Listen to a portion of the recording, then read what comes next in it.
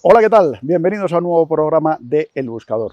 Hay gente que dice que eso de los milagros pues eran cosas del pasado, de la Edad Media, pues para engañar a viejas, ignorantes y a niños y tal, pero que hoy en día eso de los milagros está demostrado que no existe, que no ocurre, ¿no? Incluso hay políticos que dicen que cómo es posible que en una época en la que todos llevamos un móvil, pues no haya milagros que grabar. Y el argumento no está mal traído, lo único que pasa es que es falso. A lo mejor lo que pasa es que para ver los milagros hay que hacerse pequeño. Y desde nuestra grandeza se nos escapan los milagros.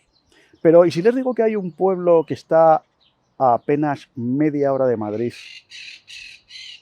muy desconocido por el gran público, donde unas formas que se consagraron en misa en el año 1936 permanecen incorruptas?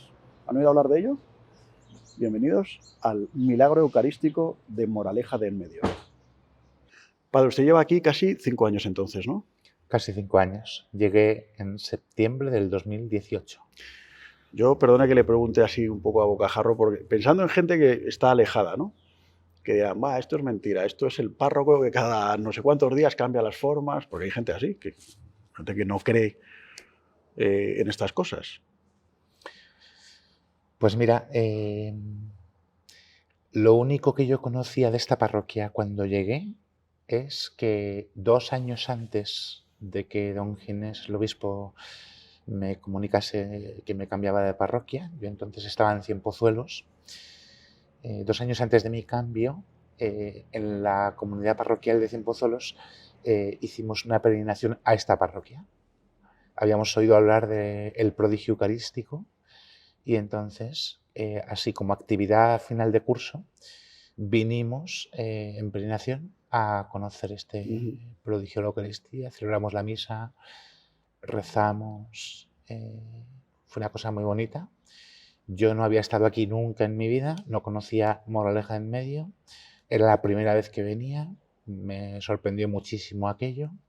Y cuando a los 2 años don Ginés me comunicó que había pensado que fuera yo el párroco de esta parroquia, lo primero que pensé fue, qué suerte tengo, que había un lugar donde hay una presencia tan especial de la Eucaristía, ¿no? Y entonces llegué aquí y desde el primer día percibí con mucha claridad una presencia muy fuerte de Dios en la Eucaristía. Y siempre ha sido así. De que está el expositor con las formas, una chica que estaba en estado, la dijeron que tenían que quitarla al niño porque no venía bien. Pues luego ella no quiso que se le quitara. La señora vino aquí, se lo puso al sacerdote que había entonces, era actualmente, y rezaron por ello y cosas de esas, y la niña ahora tiene 16 o 17 años perfecta. Y está aquí en el pueblo. Sí, perfecta. Exactamente. Y usted puede dar fe que en estos 5 años, claro, usted ha sido, entre comillas, el custodio de este lugar y de las sagradas formas de aquí de Moraleja en Medio, y están igual que hace 5 años cuando llegó usted. Están igual, de hecho no se cambian, si alguno lo piensa, porque el copón está lacrado, ¿no? O sea,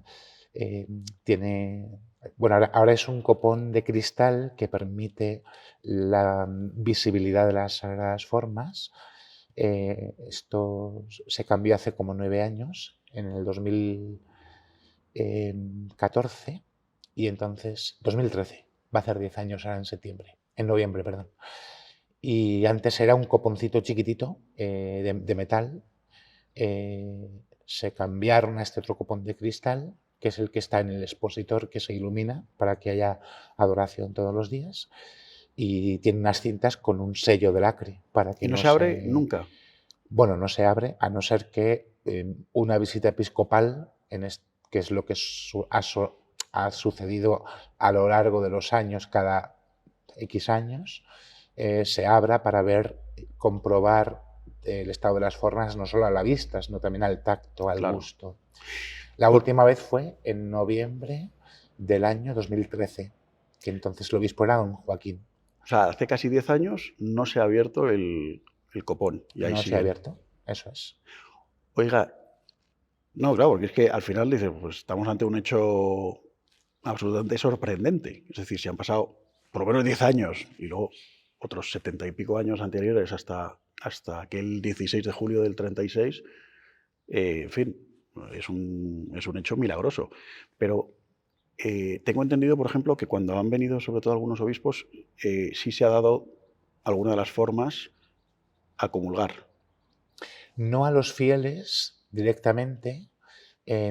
Sí hubo algún fiel que pudo comulgar cuando terminó la ocupación miliciana en los años de la guerra, que bueno, pues después de que el pueblo fuera evacuado y volviera, contactaron con dos capellanes del ejército para celebrar una misa y entonces probaron las formas. Algún fiel también probó alguna forma para verificar el estado en el que estaban, y posteriormente a eso, cada vez que se ha probado alguna forma, básicamente ha sido el obispo que venía, entonces Archidiócesis de Madrid, ahora Diócesis de Getafe, y cada vez que venían y comulgaban una forma, verificaban el estado de las formas y se levantaba acta ante testigos.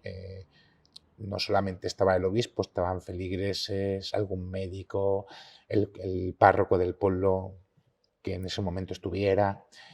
Y la última vez pues fue don Joaquín, que ahora es el obispo emérito, que hace 10 años no probó una forma entera, y aquí hay una historia muy bonita, porque entonces el sacerdote anterior pues invitó al obispo a que en vez de consumir una forma entera, la partiera para consumir un trozo, porque claro, si cada vez que viene alguien un obispo, consume una forma, te quedas sin formas. Pero luego ha venido un sacerdote, ha hecho como un expositor y ahí las pone todos los días, desde las 10 de la mañana hasta las 12. No sé si una vez al año, y entonces ya las sacan y lo ven. O sea, que no se sacan habitualmente. No, habitualmente no. Y la ven que están intactas, por eso es el milagro. Que esas formas no se estropean. Si las parten un poquito, chascan como si estuvieran recién hechas. No, entonces se ve que hay un milagro ahí, eso no es normal. Claro.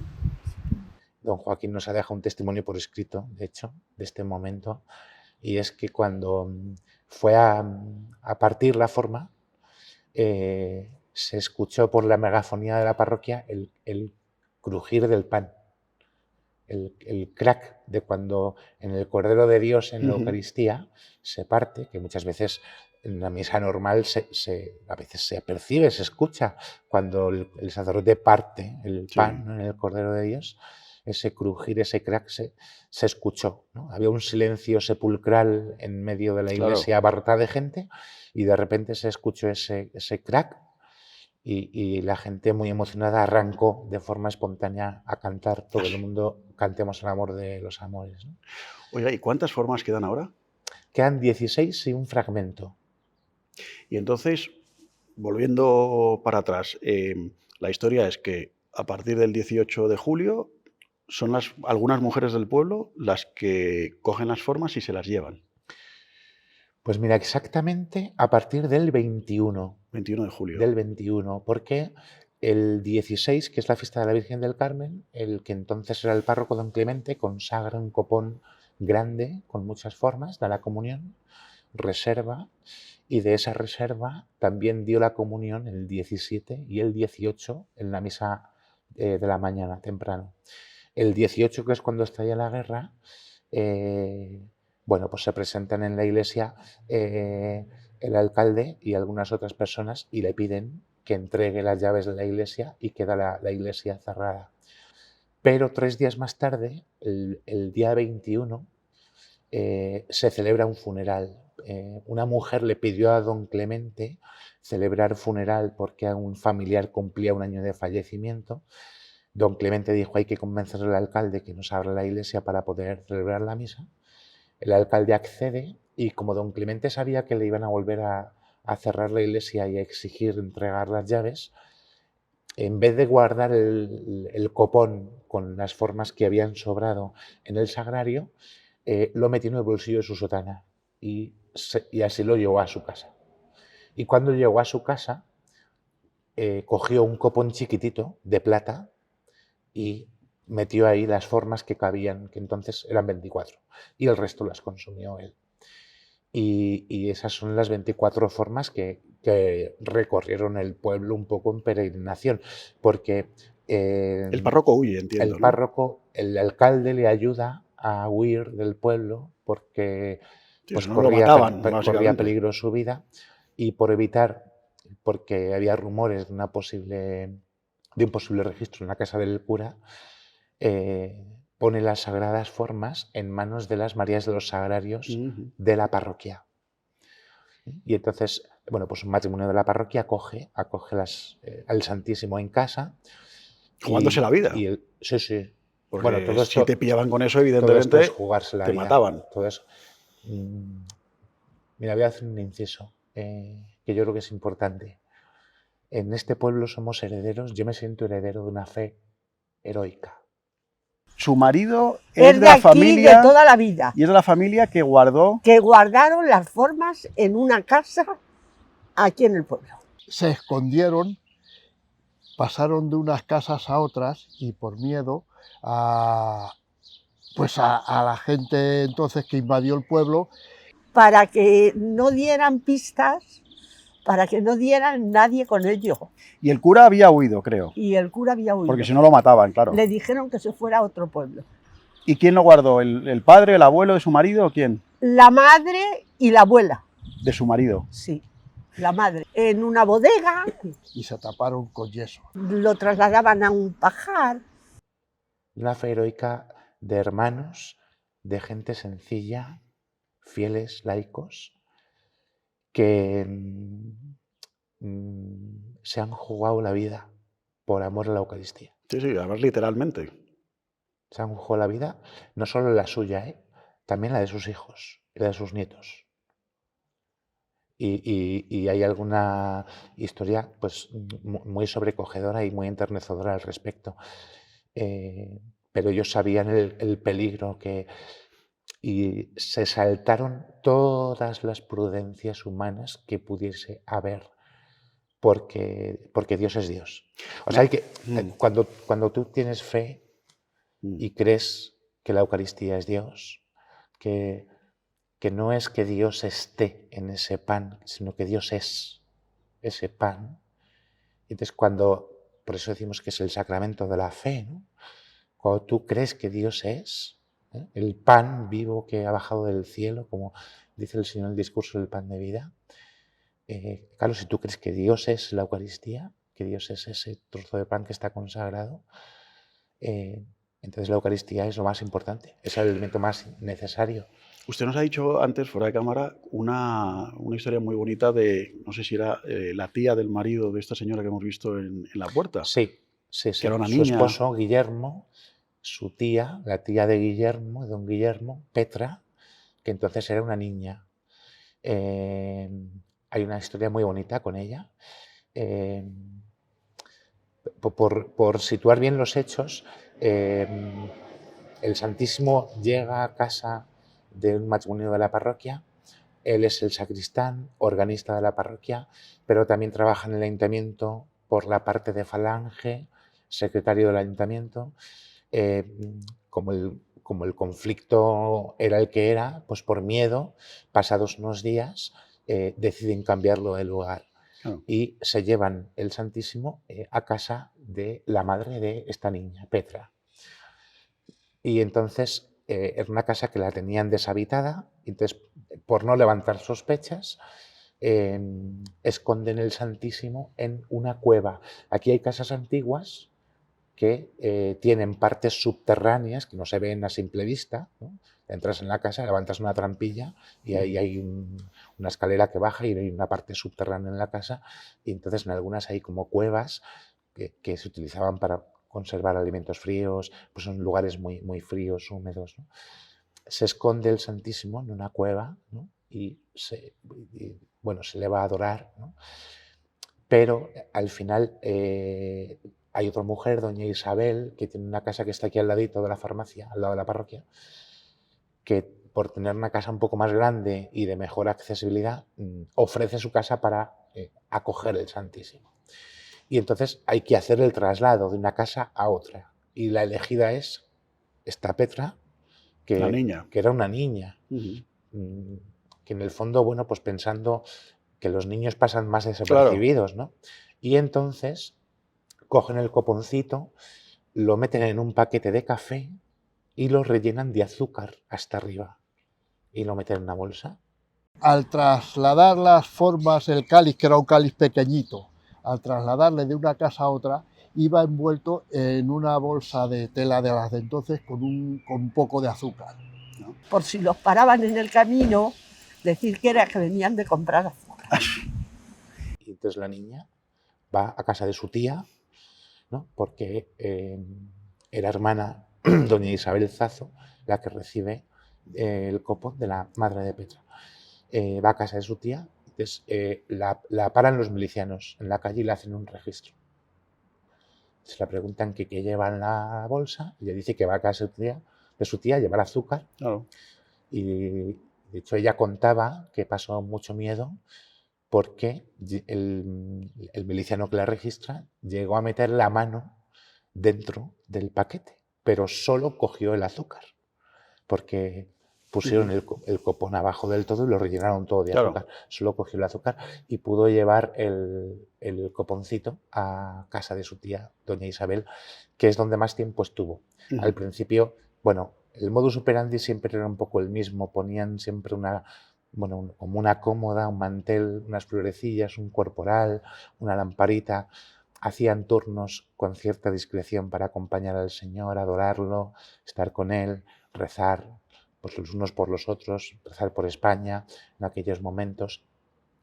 Y no sin sobresaltos, de repente pues tendrían que esconder el coponcito, cuando no debajo de un jersey, dentro de un zapato o del armario, hasta que doña Isabel, porque las cosas se recrudecen bastante, decide envolverlo en el corporal, meterlo en una caja de caudales y enterrarlo bajo tierra, porque los miedos a los registros cada vez eran más fundados. Y permaneció el Señor un tiempo enterrado en aquella caja bajo tierra. Cuando tienen que evacuar el pueblo, porque hay una orden de evacuación del pueblo, además los milicianos ocupan la casa de Isabel como cuartel, porque tenía una entrada grande para meter camiones.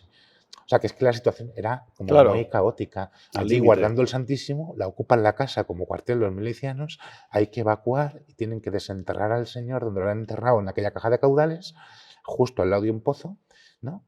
Y además cuando lo desentierran se dan cuenta de que ha empezado ya a perder la plata porque había pasado por lugares muy húmedos y ante la decisión de si llevarse el copón con ellos porque tienen que evacuar el pueblo o esconderlo, deciden esconderlo en otro lugar. Y es cuando el hijo menor de doña Isabel, Eduardo Morales, se mete el coponcito en el bolsillo de la camisa, trepa por una viga en la bodega de la casa y arriba del todo en la viga, casi en el techo, aprovecha que hay un roto en la viga y mete dentro de la viga el copón y lo tapa. El roto lo tapa con unas telarañas. Y cuando terminó la guerra, que lo fueron a coger intactas.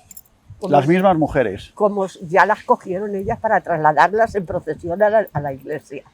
¿Y cuántas, se acuerda cuántas eran? Pues sí, lo ha dicho muchas veces el sacerdote. Si en el mes de julio, el 16, se hace una fiesta. Justamente la Virgen del Carmen, el día 16 de julio, Sí. Cuando se consagraron y se dieron a comulgar a los últimos feligreses, que a partir del día 16, cuando empezó la guerra, ya no hubo que desalojar el pueblo. Y y eso pasa a ser el cuartel de los milicianos y arriba tenían... Y arriba en la bodega, bueno, la bodega de la planta baja, que además tiene unas tinajas muy grandes, y pues dentro de la viga mete el copón. Y ahí estuvo... Y ahí estuvo meses. El resto del tiempo. Bueno, muy imprudentes ellos, que a los pies de la viga dejaron una lamparita encendida con unas flores, ¿no? Y de hecho hay un testimonio de Doña Isabel el día que tienen que evacuar, despidiéndose de Jesús, rezando allí, y como un miliciano la sorprende allí en la casa, ¿no? Y entonces ella sale por peteneras diciendo, no, estoy aquí tomando un poco el fresco, porque bueno, era un lugar fresco también la bodega. Y se despiden del Señor, evacúan el pueblo y cuando vuelven, ya estamos en el mes de noviembre, lo primero que hacen es ir a buscar el copón. ¿Noviembre claro, de qué año? del 36. Ah, en noviembre del 36, Sí. vale. Finales de noviembre del 36. Van a buscar el copón en cuanto regresen al pueblo y lo encuentran donde lo han dejado escondido. Ya completamente oxidado el coponcito, que ahora os lo enseñaré. Ah, ¿lo tiene? Actualmente Sí, para existe. nosotros es como una reliquia. Ah, sí, sí. claro. Y lo guardamos básicamente porque hace 10 años se hizo este cambio de copón, del copón original, a este este de otro cristal. copón de cristal que permite la visibilidad de las O sea, el formas. copón oxidado era el que se usaba hasta hace 10 años. Sí, estaba dentro del sagrario y es el que, se guardó en aquella viga, el que se enterró, todo. Y cuando lo recuperan una vez que vuelven al pueblo, es la primera vez que lo abren y ellos se sobrecogen porque ven que las formas están intactas y a ellos mismos les resultó pues muy prodigioso claro. aquello, ¿no? Después de todos los avatares, bueno, y de las circunstancias, que al final el coponcito había pasado por lugares como climatológicos muy diversos. Claro. Mucha humedad, lugares muy secos, ¿no? O sea que a veces los curas tenemos que estar atentos a la reserva del sagrario, que se te ponen las formas Claro. rancias, o vas de campamento un día en la montaña, celebras misa y enseguida las formas por la humedad se ponen correosas, ¿no? Pero, y entonces, cuando vuelven en noviembre de 36, se encuentran eso, y el copón, desde ese momento hasta el final de la guerra, en abril del 39, ¿va a más casas o se sigue quedando No, ahí? la casa de Doña Isabel funcionó un poco como Se quedó lugar ahí. de encuentro, porque la parroquia había que acondicionarla, reconstruirla, adecentarla, Claro. quedó deteriorada y el 5 de febrero del 37 se organiza una macro procesión del Corpus. No era el Corpus, pero era Claro. había que traer al Señor de vuelta a su casa, a la parroquia. Pero en febrero del 37 ya el Sí. pueblo fue liberado. Entonces. Sí, eso es. Ah, vale, o sea, muy al principio de la guerra. Esto es, sí. Y ese día trajeron al Señor al sagrario de la parroquia. De hecho, hace un par de años hemos instituido esta fiesta del traslado de las Sagradas Formas, que es muy bonita.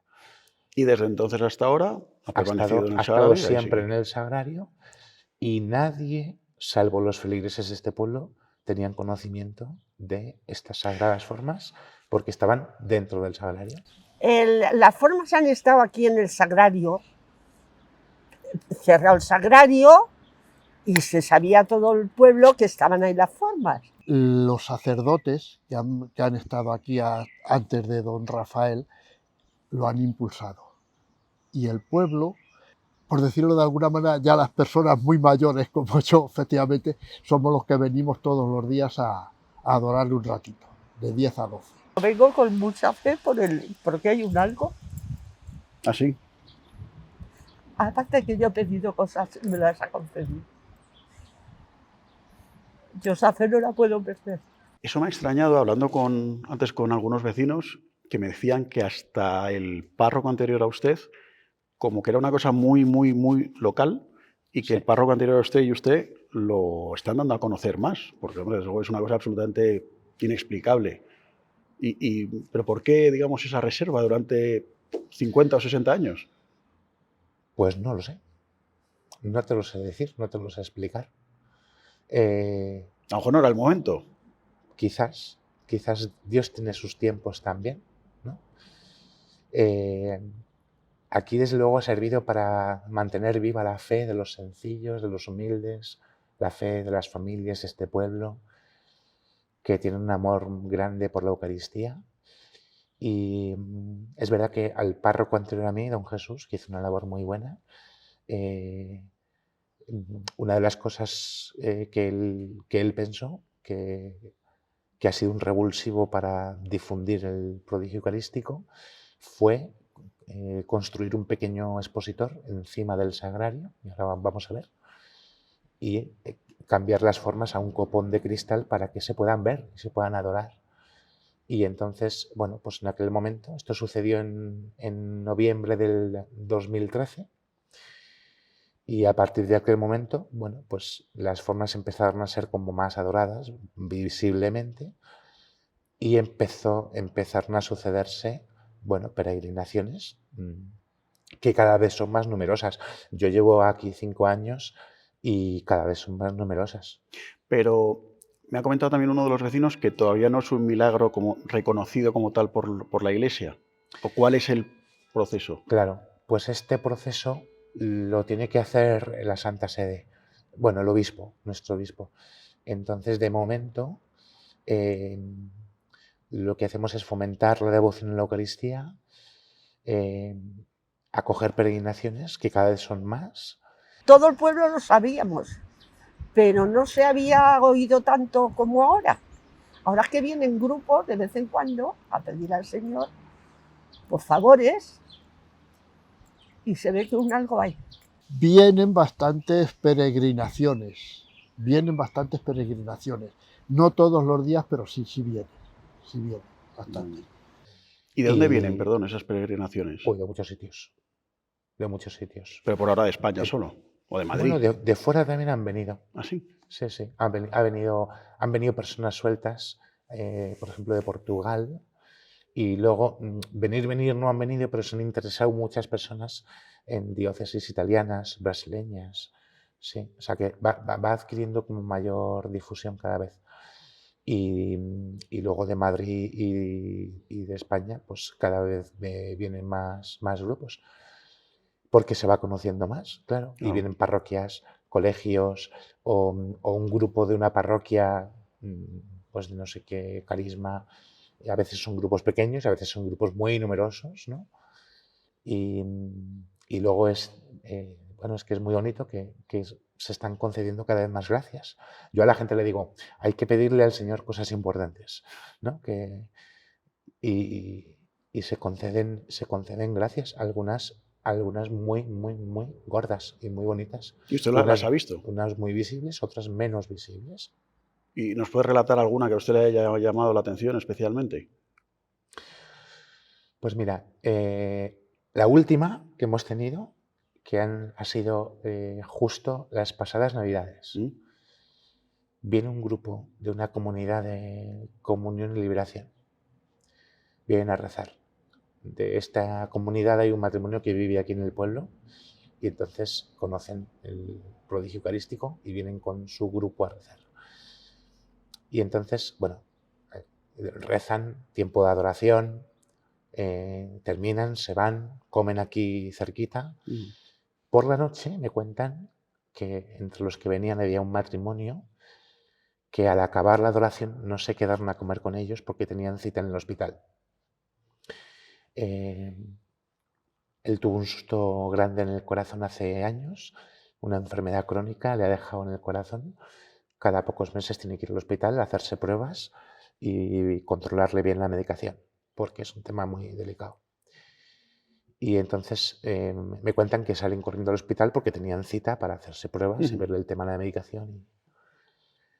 Y entonces me dicen que estando en el hospital, el médico con los ojos como platos, que hasta le repite las pruebas porque le dice que no es posible, que ha desaparecido la enfermedad. Y eso fue hace unos pocos meses. Nada, en diciembre. Y muy bonito. Y entonces yo hablaba con la mujer que me decía, nos has dicho que le pidamos a Dios cosas grandes, ¿no? Y yo he visto a mi marido arrodillado como un mendigo, ¿no? Pidiéndole al Señor. Yo le pedí al Señor pues que se haga su voluntad, ¿no? Ni siquiera le he pedido que se cure, que se haga su voluntad. ¿Y se curó? Y muy bonito. Justo antes de la pandemia, tuvimos una historia muy bonita. Una persona de la parroquia pidió que si podíamos rezar por su hermano y su cuñada, que llevaban años y años intentando quedarse embarazados. Y me dijo, ¿pueden venir a rezar y pedirle un milagro a Dios? Digo, sí, claro, que vengan. Vienen, les cuento la historia, rezamos. Bueno, me dijeron que en 10 años habían probado de todo lo que se puede llegar a probar, técnicas de todos los tipos para buscar un embarazo, y que les habían dicho que ya no era posible. Bueno, vinieron, rezamos, les impuse el copón, les di la bendición y en un mes fecundaron un niño ¿Cómo ya? que bautizamos en plena pandemia. Sí. Qué maravilla. Esto, padre, es uno de los libros que han, bueno, que ha editado, que explica aquí el milagro eucarístico de Moraleja en Medio, y que desde luego invitamos a todas las personas que quieran venir aquí a Moraleja, aquí lo pueden comprar. Padre, a mí lo que me encantaría, usted nos ha dicho la posibilidad de ver el copón, que bueno, sería un privilegio. Si le parece, vamos para allá y lo Sí, vemos. sí. Me Perfecto. revisto, los ponemos y lo vemos de cerca y rezamos. Fenomenal. Sí.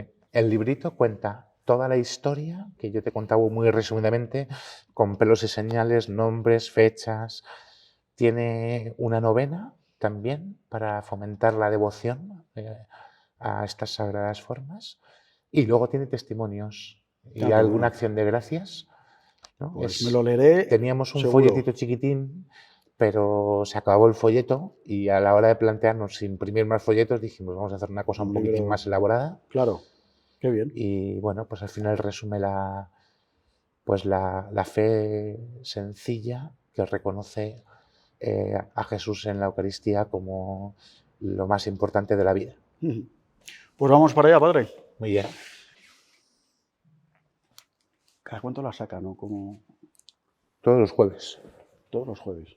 Y se expone aquí para la gente. Todos los jueves ponemos el coponcito con las sagradas formas en el altar a las 10 de la mañana. 10 de la mañana. Y tenemos adoración hasta las 7 ininterrumpidamente, todo el 10 día. a 7 todos los jueves. Hasta las 7, que es la misa.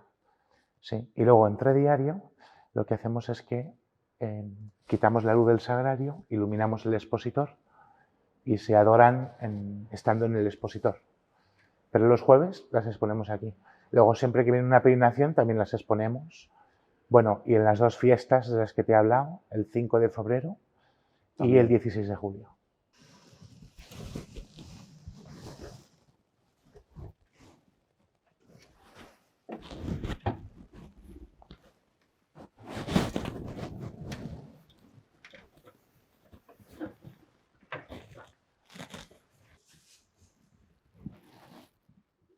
Cantemos al amor de los amores, cantemos al Señor. Dios está aquí, venid adoradores, adoremos a Cristo Redentor. Gloria a Cristo Jesús, cielos y tierra, bendecid al Señor. Honor y gloria a ti, Rey de la gloria. Amor por siempre a ti, Dios del amor.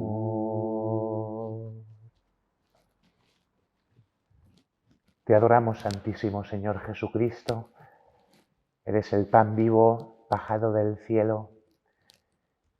Eres nuestro alimento más imprescindible, nuestro alimento más necesario, el que nos conduce al cielo. Te reconocemos vivo y presente en cuerpo, sangre, alma y divinidad. Reconocemos que no podemos vivir sin ti, sin tu amor derramado en este santísimo sacramento por nosotros. Fortalécenos para vivir la fe, para estar unidos a ti, para poder afrontar en nuestra vida toda dificultad, adversidad o momento de sufrimiento y de dolor, con la conciencia de sabernos amados, sostenidos y custodiados por ti.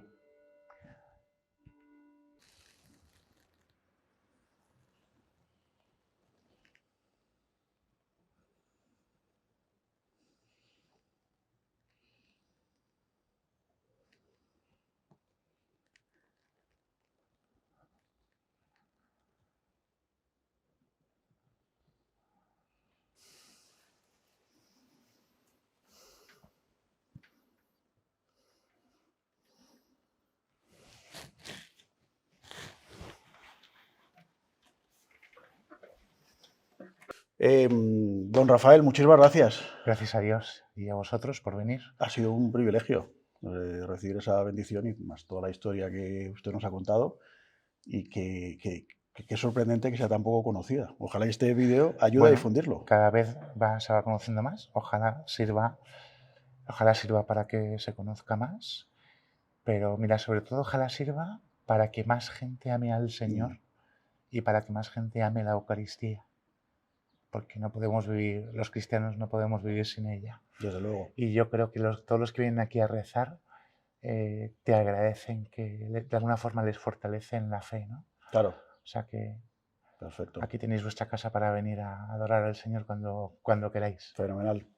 Padre, muchísimas gracias. Gracias a Dios. Y gracias a todos ustedes, queridos espectadores del Buscador, y les esperamos aquí en el siguiente programa. Y ya saben, si pueden, escápense a Moraleja en Medio, muy cerquita de Madrid, donde don Rafael seguro que le recibirá con el cariño que nos ha recibido a nosotros y podrán ver esta maravilla, estas formas incorruptas de Moraleja del Medio. Gracias y hasta el próximo programa.